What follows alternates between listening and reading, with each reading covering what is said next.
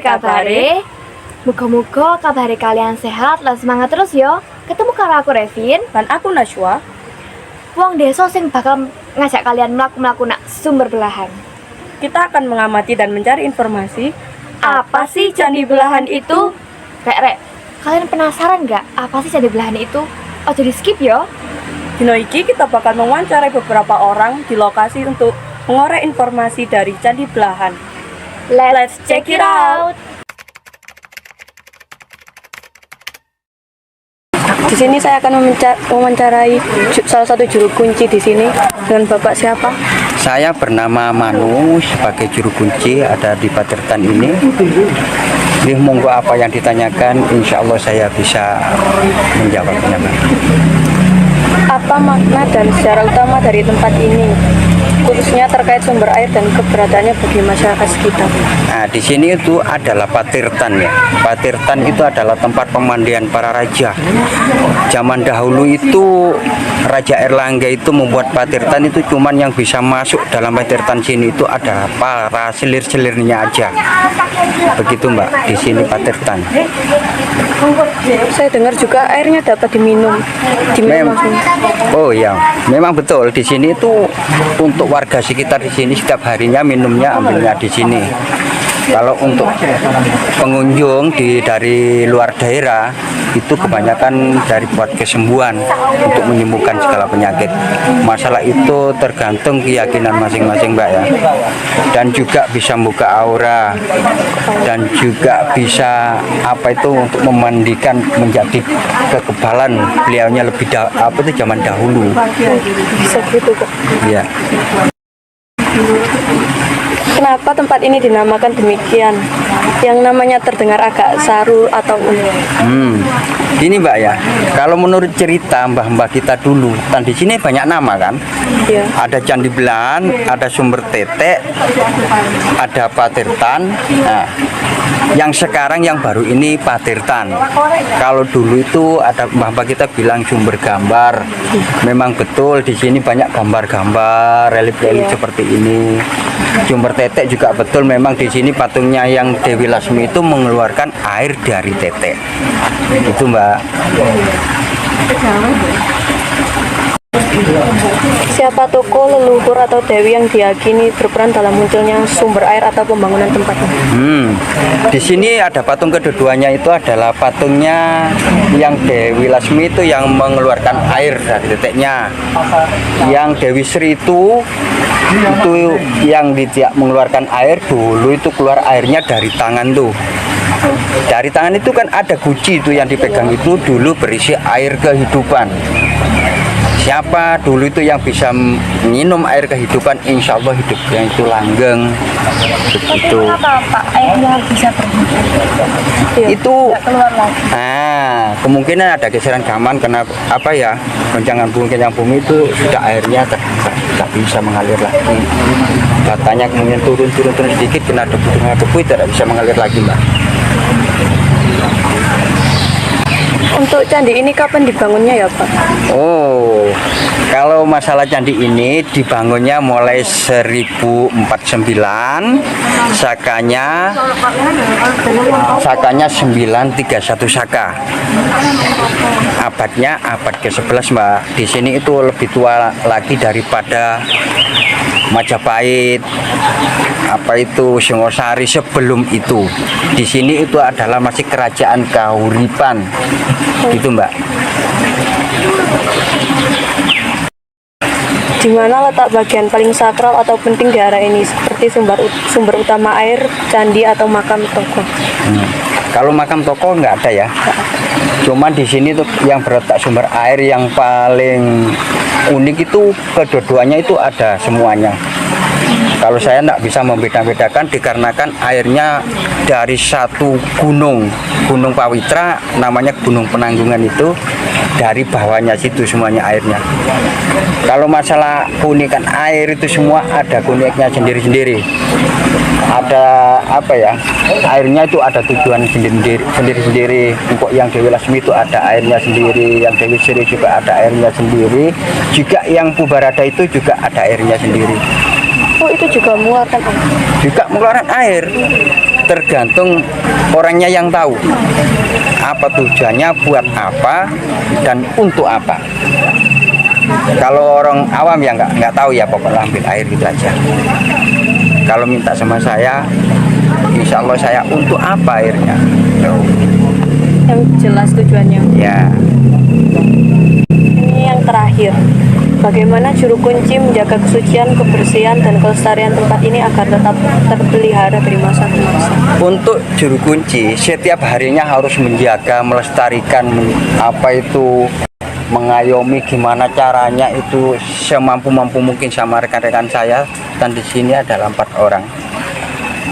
Setiap harinya itu harus membersihkan, menyikat lumut, melihat ke belakang, dan juga taman-tamannya dan juga pagar-pagarnya itu harus dijaga sepenuh mungkin, pokoknya jangan sampai kotor. Dan juga saya sebagai pelayan maupun dari mana aja harus saya menjadi pelayan, melayani setiap hari dan mengarahkan kalau ini tidak boleh dipegang ya tidak dipegang, dan ini harus dijauhi, semuanya. Pengunjung di sini sebetulnya harus patuh sama yang jaga, tapi sebagian aja. Tadi saya melihat banyak pengunjung yang nggak lepas sepatu sekali. Itu bagaimana? Nah, gini ya, kalau masalah tidak lepas masalah sepatu dan sandal dan lain-lain sebagainya itu tergantung apa itu teman-teman yang hadir ke sini. Kalau menurut saya apa itu mohon dilepas itu tidak sepenuhnya saya menyucikan tanah di sini, dikarenakan itu gimana ya, kalau selain agama kita di sini kan tempat sembahyang. Mosok saya mau ke masjidnya orang lain, semoga orang Hindu, akan pasti akan dilepas, Mbak. Mohon saya masuk ke sini dan di sini disucikan sama beliaunya, saya juga harus melepas. Cuman saling menghormati aja. Itu ada tambahan Pak, apakah ada pantangan untuk candi ini? Betul. Di sini itu kalau sebagai perempuan yang berhalangan tidak boleh masuk, Mbak ya. Itu tantangannya. Kalau melanggar, kalau sudah ada saran melanggar, itu ajabnya harus tanggung sendiri. Memangnya masuk di sini tuh mulai beliaunya zaman dahulu itu harus keadaan suci. Sebetulnya masuk ke sini itu zaman dulu itu nggak langsung masuk ke situ, menyucikan di sana dulu baru suci menyucikan di sini, Mbak. Sebetulnya begitu. Kalau orang mau rendam apa ya belum masih kotor, cucikan dulu di bawah, bersihkan dulu di bawah, nyucikan di sini. Keluar dari sini itu sudah keadaan suci itu, Mbak. Suci jiwanya juga suci hatinya. Gitu. Ada cerita apa? Nah, begini Mbak ya. Saya ceritakan masalah yang air dari tetek tak berputus terus ngayomi anak-anaknya lah, kaulo itu harusnya mengingatkan saya kepada ibu saya. Iya. Mengingatkan jenengan kepada ibu jenengan maupun panjenengan niku apa itu pekerjaannya gimana apa aja pasti kasih sayang seorang ibu nggak pernah putus kepada anaknya. Itulah mengingatkan kita sama jenengan. Yang Dewi Lasmi nyarankan jangan sampailah berani kepada ibu maupun panjenengan mau kemana aja jangan lupa pamit kepada ibu. Itu yang mengingatkan, bukannya sekedar patung dilihat keluar air gitu aja. Ada filosofinya semua, Mbak ya. Itu mengingatkan jangan sampai berani kepada seorang ibu. Dan juga ada lagi tangan begini harus menunduk kepada ibu, memberi. Nah, ada tangan gini memberi anaknya, kasih sayang kepada anaknya. Jangan sampailah berani.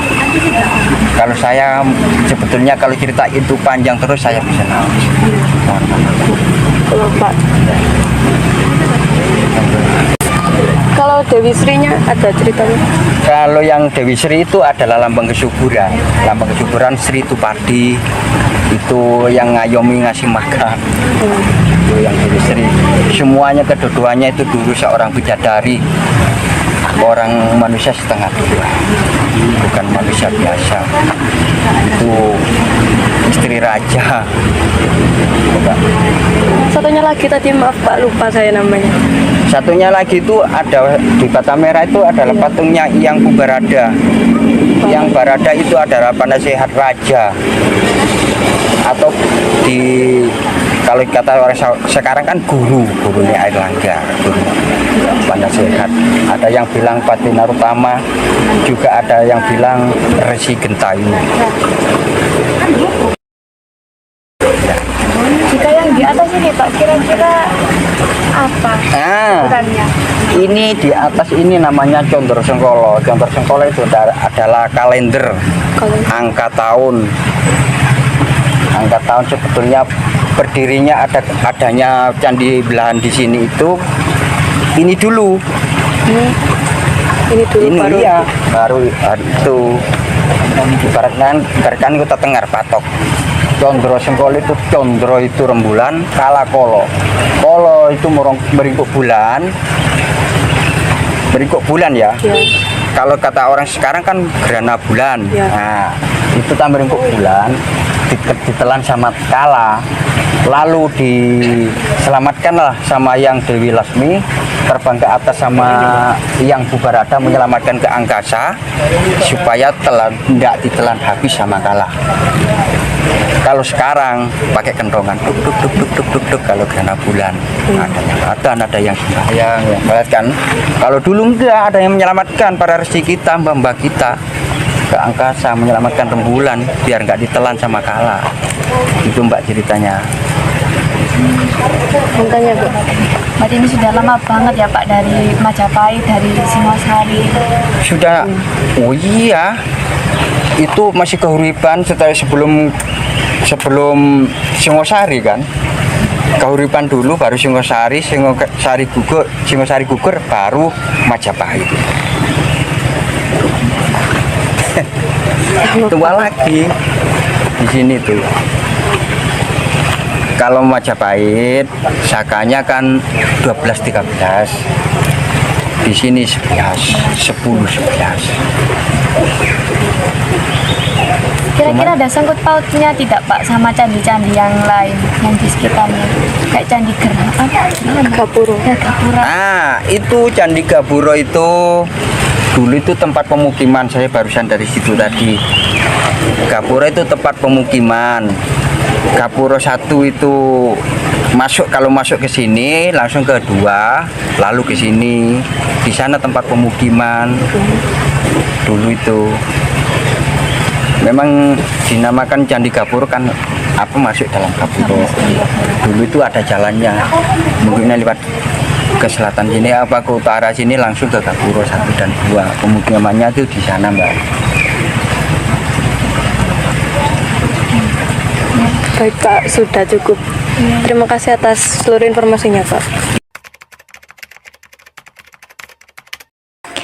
Jadi, apa tujuan atau makna dari ritual yang sedang dilakukan hari ini? Tujuannya untuk minta doa, bukannya kita mendoakan Allah ya, kita harus tahu leluhur kita.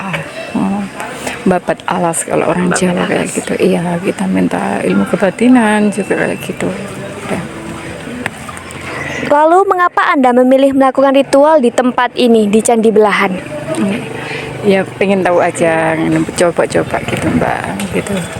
Makanya kan sebelumnya cuma saya tahunya dari orang kayak gitu, coba disuruh ke sini, ya oke. Jadi baru pertama kali ini ya baru Kak? pertama kali ini. Kapan biasanya ritual seperti ini dilakukan? Apakah random begitu Kak hari-harinya? Random. Iya. Nggak harus tentu hari Jumat, enggak. Iya. Kalau ada waktu aja ke sini gitu.